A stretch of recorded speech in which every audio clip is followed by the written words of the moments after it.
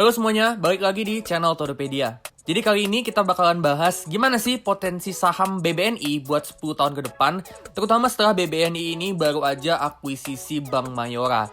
Nah sebelum kita mulai, subscribe dan tekan lonceng supaya kalian up to date sama channel ini dan supaya bisa bantu channel ini buat terus tumbuh. Oke, langsung aja kita mulai.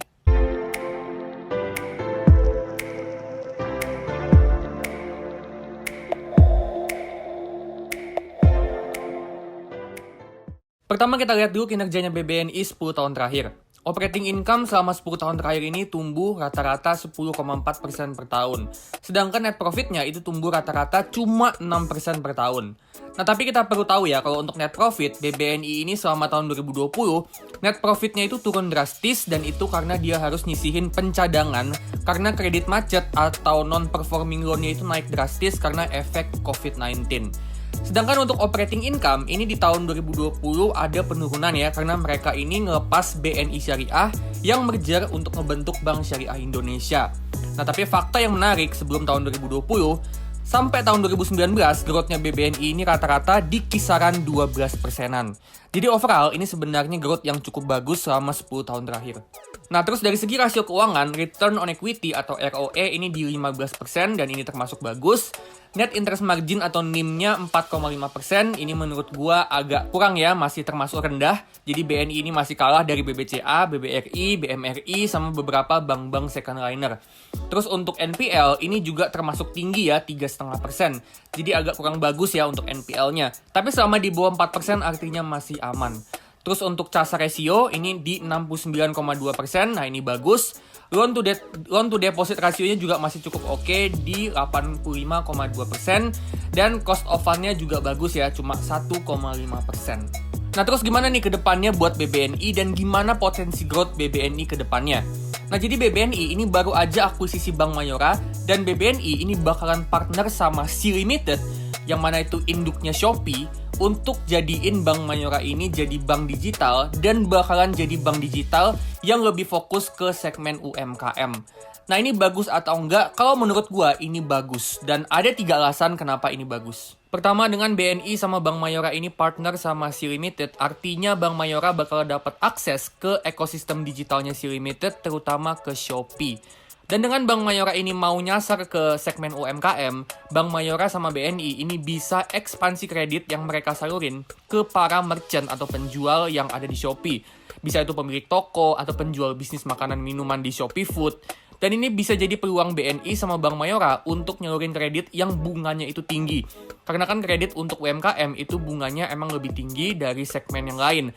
Dan dengan kayak gitu, bisa ningkatin profitability-nya BNI, terutama net interest margin-nya BNI, dan bisa juga jadi potensi growth yang gede buat BBNI. Terus yang kedua, dengan Bank Mayora ini jadi bank digital yang nyasar ke segmen UMKM, artinya ini bakalan bisa jadi perpanjangan tangannya BNI buat nyalurin kredit ke UMKM tanpa harus ganggu BNI Induk yang paling banyak nyasar ke segmen korporasi.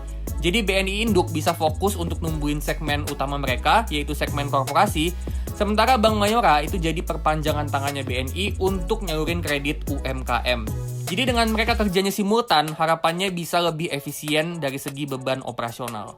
Terus yang ketiga, dengan Bank Mayora ini dapat akses ke ekosistem digitalnya Sea Limited yang lumayan luas, terutama Shopee, itu ngebuka peluang untuk makin banyak transaksi payment yang terjadi yang melibatkan Mayora sama BNI, dan itu juga bisa jadi potensi growth dari segi transaction fee untuk Bank Mayora dan BNI. Tapi kedepannya nih, yang perlu diperhatiin itu apakah proses transisinya bakalan lancar dan bakalan makan waktu berapa lama. Kalau menurut gua, transisi Bank Mayora ini jadi bank digital, terus dia bisa integrasi ke ekosistem digitalnya Sea Limited, ini makan waktu yang gak sebentar. Terutama kalau dari segi teknis ya, kalau menurut gua ini bakalan makan waktu yang lama untuk dia bisa integrasi sama ekosistemnya Sea Limited, terutama untuk Shopee. Jadi emang perlu kita tahu ya, kalau Bank Mayora ini memang bakal jadi mesin growth untuk BBNI, tapi untuk jangka panjang, bukan jangka pendek, bukan setahun, bukan 2 tahun, bukan 3 tahun, tapi ini potensi prospek untuk 5, 10, bahkan 15, bahkan 20 tahun ke depan, gitu ya. Nah, selain waktunya nggak sebentar, Bank Mayora juga harus saingan sama bank miliknya Sea Limited itu sendiri, yaitu SeaBank. Jadi kalau mereka mau nyasar ke UMKM, terutama ke Shopee, ini mereka harus saingan sama SeaBank. Jadi buat kalian nih yang mau investasi di saham BBNI karena kalian ngeliat kalau BBNI ini punya potensi growth dari Bank Mayora, kalau menurut gue ya sebaiknya kalau memang kalian mau invest di saham BBNI, fokusnya itu untuk jangka waktu yang panjang. Minimal 5 tahun, bisa 10 tahun, bisa 15 tahun, bisa 20 tahun ke depan. Ya, jadi bukan untuk setahun, 2 tahun, atau 3 tahun ke depan. Potensi growth BBNI selain dari Bank Mayora juga datang dari Bank Syariah Indonesia. Di mana BBNI itu pegang 24% saham Bank Syariah Indonesia atau kode sahamnya BRIS. Jadi meskipun BBNI ini kehilangan BNI Syariah yang merger jadi Bank Syariah Indonesia, tapi dia masih bisa dapat keuntungan investasi dari saham BRIS, baik itu dari capital gain maupun dari dividennya saham BRIS.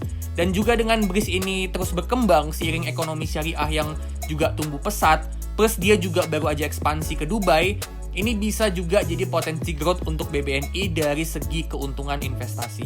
Nah sekarang seperti biasa, kita bakal hitung berapa harga wajar saham BBNI dan kita bakal pakai metode discounted dividend model.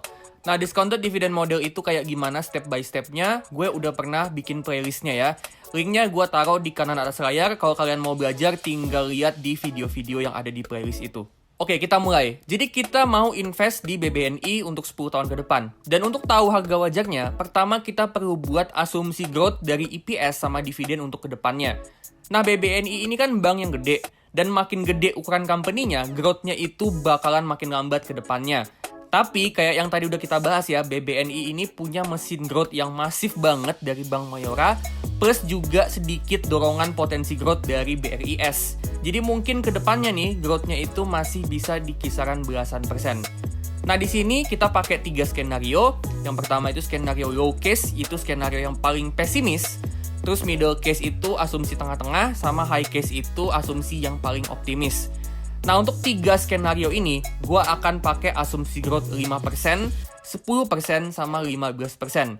5% ini skenario yang paling pesimis, jadi anggaplah ke depannya ternyata BBNI ini kinerjanya malah makin jelek. Dan 15% ini skenario yang paling optimis dengan anggapan Bank Mayora sama BRIS ini bisa kasih growth yang luar biasa ke BBNI. Nah, untuk asumsi price to earning di tahun ke-10 nanti, di tahun 2032 ketika kita mau jual sahamnya, kita lihat di sini ya, rata-rata PE-nya itu 10 tahun terakhir ada di 12,9 kali. Jadi kita pakai aja asumsi yang di kisaran segitu untuk PE 10 tahun ke depan. Kita akan pakai PE 10 kali untuk low case, 12 kali untuk middle case, dan 14 kali untuk high case. Terus untuk dividen payout ratio, BBNI payout rasionya ada di kisaran 25%, jadi kita pakai aja 25%. Terakhir untuk return on investment, kita mau dari BBNI itu kita mau return 13% per tahun dari saham BBNI supaya bisa ngalahin return dari IHSG. Oke, kita udah dapat semua asumsinya, sekarang kita lihat ya. BBNI per video ini dibuat ada di harga 7.750. Dan harga wajarnya BBNI itu segini.